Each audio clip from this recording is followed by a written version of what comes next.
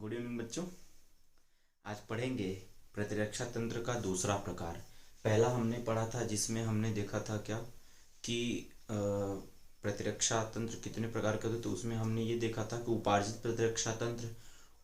प्रतिरक्षा तंत्र को हमने उसके भी प्रकार को पढ़ा था, जिसको हमने सक्रिय और निष्क्रिय प्रतिरक्षा बोल रहे थे। तो ये सब चीजें हो गई थी, ठीक है ना। अब हम उसी का पढ़ेंगे, मतलब उपार्जित हो गया। अब जो हम जिसको क्या बोल रहे थे कि आपको बताए थे कि हम अब पढ़ेंगे क्या, इननेट। देखिए, इस इननेट को हम सहज प्रतिरक्षा तंत्र कहते हैं, इननेट और नेचुरल इम्यूनिटी, ठीक है। ये दूसरा है, ठीक है। ये क्या है, प्रतिरक्षा तंत्र में ये प्रतिरक्षा तंत्र का दूसरा क्या है, टाइप है या प्रकार है, ठीक है ना। इसी को हमें आज देखना है। देखिए, इननेट, ये जो शब्द है इननेट का मतलब होता है इनबॉर्न, मतलब जन्म से। जब क्या उसको हम बोलते हैं जन्मजात, क्या बोलेंगे, इसको हम बोलते हैं जन्मजात। ऐसा प्रतिरक्षा जो बच्चे को जन्मजात मिले, जन्म से ही मिले, ठीक है ना, वो जन्म के बाद न मिले, उसी को हम क्या बोलते हैं, इन्नेट या जन्मजात प्रतिरक्षा। जो उसको क्या होता है, देखिए, इस प्रतिरक्षा को हम प्राकृतिक प्रतिरक्षा या नेचुरल इम्यूनिटी कहते हैं। अभी इसके और सारे नाम हैं, हम एक एक करके पढ़ेंगे और नाम को भी क्लियर करते चलेंगे। देखिए, इस प्रकार का जो प्रतिरक्षा, देखिए यहाँ लिखा है, a child is born with immunity. इस प्रतिरक्षा को बच्चे लेकर पैदा होते हैं ऑलरेडी। अभी जब हम इसके प्रतिरक्षा को देखेंगे तो समझेंगे, तो समझ में आ जाएगा। बहुत ही सिंपल है, इसमें कोई प्रॉब्लम नहीं है, बहुत आसानी से आपको समझ में आ जाएगा। आप लोग चैनल को सब्सक्राइब नहीं कर रहे हैं, चैनल को सब्सक्राइब करिए, देखिए, इसको आपको समझ में आएगा, मेरी गारंटी है, ठीक है ना। देखिए, इस प्रकार की जो प्रतिरक्षा या इम्यूनिटी होती है वो पेरेंट से ऑफस्प्रिंग, मतलब माता पिता से क्या होता है, बच्चों में जाता है, ठीक है ना। बच्चों में क्या होता है, जाता है, स्थानांतरित होता है, जिसे अनुवांशिक प्रतिरक्षा भी कहते हैं। देखिए, इसको एक नाम और मिल गया, क्या, तीन नाम हो गया। पहला सहज प्रतिरक्षा, दूसरा प्राकृतिक प्रतिरक्षा और तीसरा अनुवांशिक प्रतिरक्षा। ये माता पिता से क्या होता है, बच्चों में स्थानांतरित होता है, इसीलिए इसको हम क्या बोलते हैं, अनुवांशिक प्रतिरक्षा, ठीक है ना। देखिए, इसे हम नॉन स्पेसिफिक इम्यूनिटी भी कहते हैं। इसको हम क्या बोलते हैं, अविशिष्ट प्रतिरक्षा। इसको हम अविशिष्ट प्रतिरक्षा भी कहते हैं, अर्थात यह प्रतिरक्षा किसी विशिष्ट रोग जनक के खिलाफ विशिष्ट अनुक्रिया या रिस्पॉन्स नहीं देता है।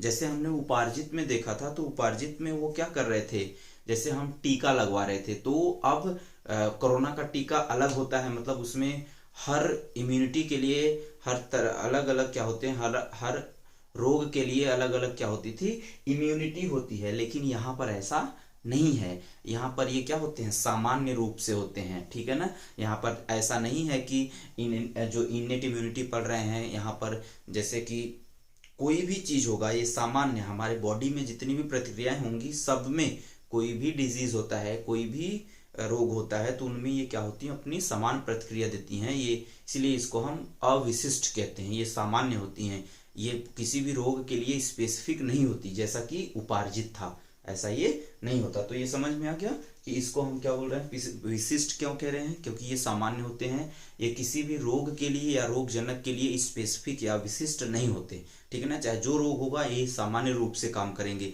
किसी भी प्रकार का कोई रोगाणु हमारे शरीर के अंदर आता है तो ये विशेष प्रकार से काम नहीं करते, सामान्य रूप से कार्य करते हैं। देखिए, ये जो इन्नेट इम्यूनिटी होती है, इन्नेट इम्यूनिटी हमारे शरीर के अंदर चार प्रकार के रोध या बैरियर क्या करती हैं, उत्पन्न करते हैं या उपस्थित होती हैं। देखिए, ये जो चार प्रकार के बैरियर हैं, इनको हम पढ़ेंगे, और यही क्या है, पूरा का पूरा यही हमारा चार प्रकार का हमको इसमें पढ़ना है वीडियो में, ठीक है ना। तो देखिए, अब क्योंकि चार प्रकार का है तो हम इसको क्या करेंगे, अलग अलग पढ़ेंगे। अब अलग अलग पढ़ेंगे तो वीडियो ज्यादा बड़ा हो जाएगा, इसीलिए दो हम इसमें पढ़ेंगे और दो जो होगा वो हम बाद में पढ़ेंगे। तो देखिए, पहला जो है शारीरिक रोध। रोध का मतलब होता है बैरियर, रोकने वाला, ठीक है ना। शारीरिक, या इसको हम बोलते हैं फिजिकल बैरियर, दूसरे को बोलते हैं फिजियोलॉजिकल बैरियर। फिजियोलॉजिकल का मतलब होता है कार्यिकी रोध, ठीक है। और जो तीसरा है उसको बोलते हैं कोशिकीय रोध, और जिसको सेलुलर बैरियर कहते हैं, या जो चौथा होता है इसको साइटोकाइन बैरियर कहते हैं। ये जो बैरियर होता है, इन्हीं बैरियर के बारे में हमें पढ़ना है। अब देखिए, बैरियर का मतलब जो किसी चीज को शरीर के अंदर या कहीं से भी शरीर के अंदर जाने से क्या करता है, रोकता है, उसी को हम रोध या बैरियर कहते हैं। ठीक है ना। तो देखेंगे ये पहला जो है, हम इसमें दो पढ़ेंगे, पहला कौन सा, शारीरिक और दूसरा फिजियोलॉजिकल।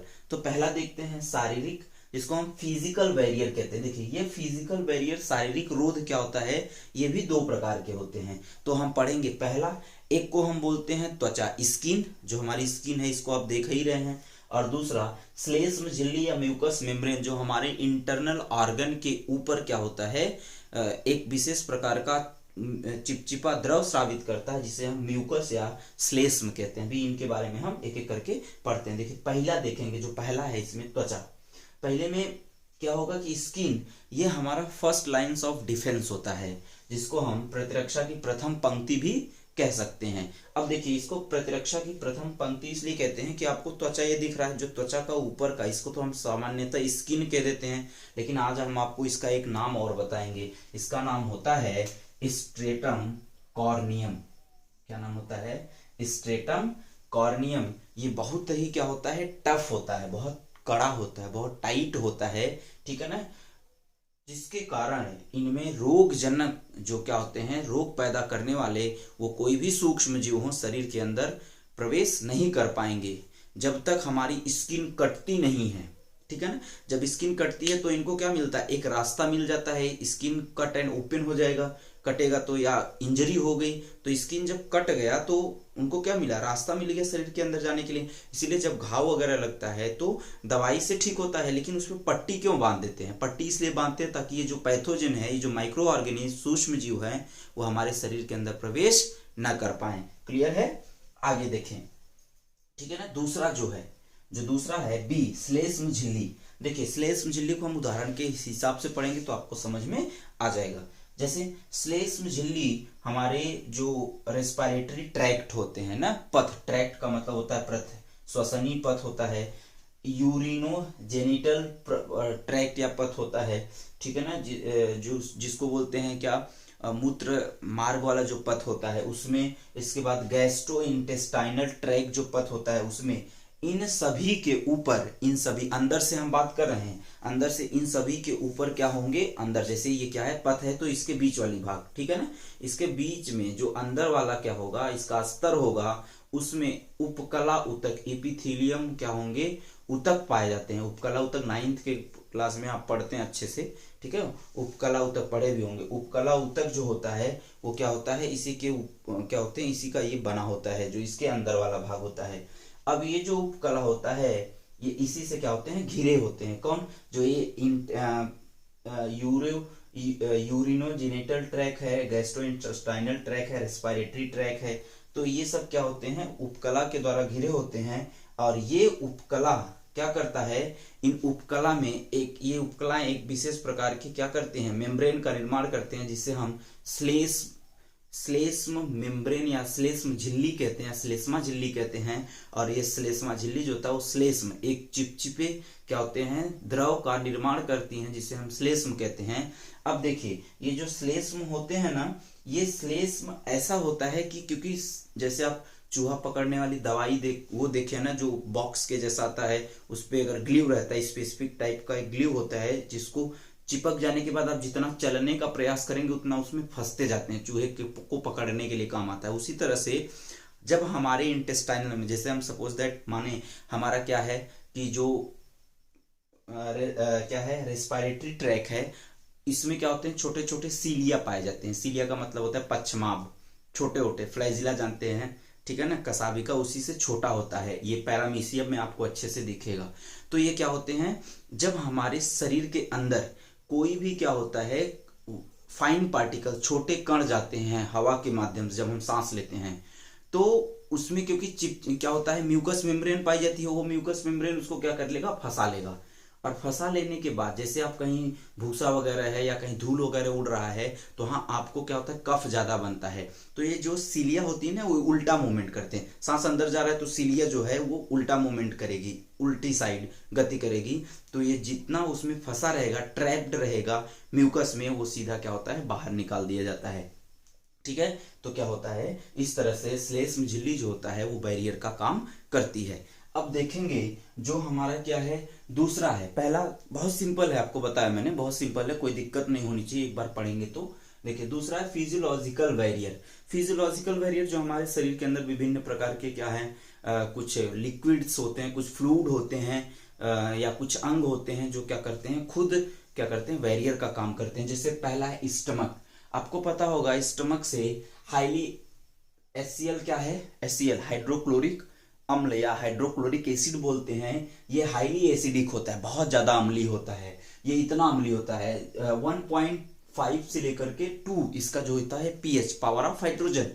तो अब ये इतना होता है कि अगर उंगली पर गिरा दिया जाए, ठीक है ना, तो उंगली क्या होगी, जल जाएगी, या पूरा क्या होगा, जो स्किन होगा वो निकल जाएगा। इतना क्या होता है, ये अम्लीय होता है। तो ये जब भोजन को अंदर लेते हैं, बहुत लोग कहते हैं HCl क्या करता है, भोजन को सड़ने से बचाता है। याद रखिएगा, भोजन के पाचन में इसका इस्तेमाल नहीं किया जाता, या इसका इस्तेमाल नहीं होता। ये जो भोजन, आप भोजन कर रहे हैं तो भोजन के माध्यम से कुछ क्या हो जाएंगे, विभिन्न प्रकार के जीवाणु, बैक्टीरिया, ये सब जाएंगे। अब जब वो शरीर में जाएंगे तो ये भोजन को सड़ने से और बैक्टीरिया वगैरह जो शरीर के अंदर जाएंगे उसको क्या कर देता है, मार देता है। और देखिए शरीर के अंदर जाने से पहले, HCl तक पहुंचने से पहले भी कोई हमारे मुंह में कुछ ऐसे वजह हैं जो क्या होता है, यहीं पर मार देते हैं। अभी हम आपको बताते हैं कैसे, ठीक है ना। तो ये एक हो गया कि HCl भी क्या कर रहा है, बैरियर का काम कर रहा है। जो भी क्या हो रहा है, माइक्रो ऑर्गेनिज्म या रोगजनक जा रहे हैं उनको क्या कर रहा है, HCl पेट क्या होता है, HCl निकाल करके क्या कर दे रहे हैं। और आपको पता होना चाहिए HCl कहाँ थे, बहुत सारे जठर ग्रंथियां होती हैं, जठर रस का ही एक पार्ट है ये, ठीक है ना, जठर रस का ही एक पार्ट है, ठीक है ना। अब देखिए ये जो HCl होता है, ये HCl हमने आपको बता दिया, 3 करोड़ जठर ग्रंथियां हमारे स्टमक में पाई जाती हैं। जब हम आपको पढ़ाएंगे आपको क्या डाइजेस्टिव सिस्टम, तब उसमें इसको और अच्छे से पढ़ेंगे, ठीक है ना। बाइल जूस क्या होता है, बाइल डक्ट क्या होता है, HCl का कार्य क्या होता है, ये सब अच्छे से वहां पर पढ़ेंगे। तो पहला समझ में आ गया। दूसरा देखिए, ये दूसरा जो है इसको हम बोलते हैं सेरुमिनस ग्लैंड। सेरुमिनस ग्लैंड हमारे कान में पाया जाता है, कर्ण ग्रंथि इसको कहते हैं, सेरुमिनस ग्लैंड को। देखिए ये एक विशेष प्रकार का क्या होता है, कंपाउंड्स को या तत्व को क्या करता है, रिलीज करता है, सिक्रीट करता है, जिसको हम सेरुमीन कहते हैं। क्या बोलते हैं, सेरुमीन। ये सेरुमीन को हम मोम भी कह सकते हैं। कौन सा मोम, कान का मोम।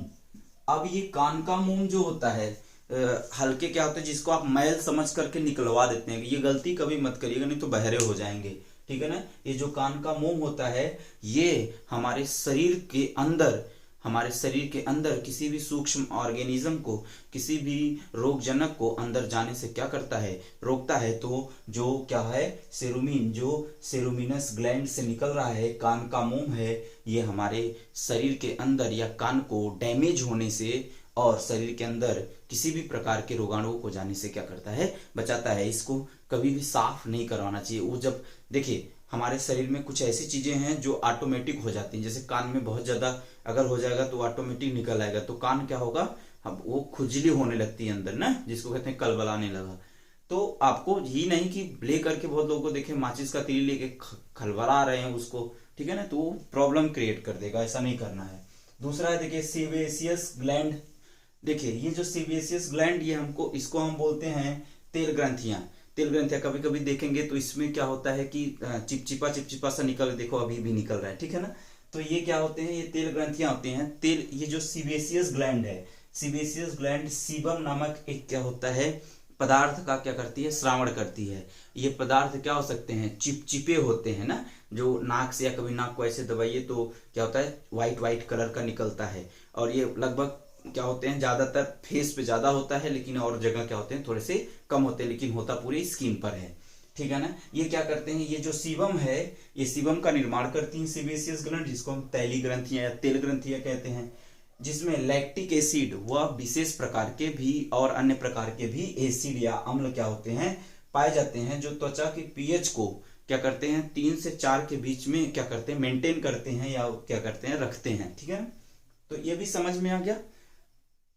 अब देखिए, जब आपको पता होना चाहिए कि जब अब कोई भी पीएच क्या है 3 से 4 के बीच मेंटेन है, तो अब एसिडिक है तो कोई भी क्या होता है थोड़ा सा जो बैक्टीरिया वगैरह होते हैं उनको किल कर देता है, इसीलिए वो भी क्या करते हैं अंदर नहीं जा पाते। तो सीबेसियस ग्लैंड जो सीबम निकालता है ये भी क्या कर रहे हैं, एक अवरोध का या एक रोध बैरियर का काम कर रहे हैं। ठीक है, अब देखिए अगला देखेंगे हम, जो है सीबेसियस ग्लैंड हो गया।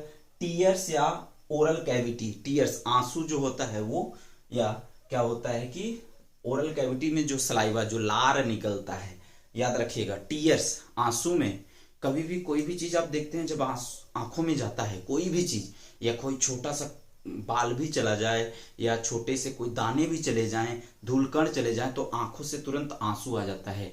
उस आंसुओं में, उस टीयर्स में एक विशेष प्रकार की एंजाइम होता है जिसका नाम है लाइसोजाइम।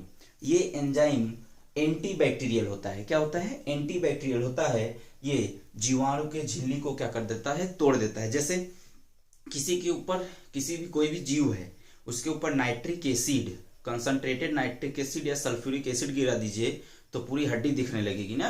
यही लाइसोजाइम भी यही काम करता है बैक्टीरियल कोशिका के साथ, बैक्टीरियल सेल के साथ। ठीक है ना, तो ये क्या है, एंटीबैक्टीरियल होता है। अब जैसे देखिए, तो आंसू आ रहे हैं, आंखों से भी तो जा सकता है, अरे भाई ये सेंसिटिव और संवेदनशील अंग है हमारे शरीर का, तो जा सकता है। तो ये इसीलिए क्या होता है, प्रकृति ने ऐसा बनाया है कि जब कोई भी बैक्टीरिया वायरस कोई धूल कर जाता है तो आंसू निकलता है, और उस आंसू में क्या होता है, लाइसोजाइम होता है जो उसको किल कर देता है। तो एक अवरोध का काम हमारा टीयर्स भी कर रहा है आंखों में। ठीक है ना। अब देखिए दूसरा है ओरल, इसी में ओरल कैविटी जो सलाइवा हमारा होता है। सलाइवा भी क्या होता है, जैसे बच्चे हैं, बच्चे में लार बहुत निकलता रहता है, तो कहते हैं कि जब ये पेट में था तो माता ने कुछ खाया नहीं होगा, मन होगा, इसलिए लार गया। ऐसा नहीं है, लार ऐसे नहीं गिराते।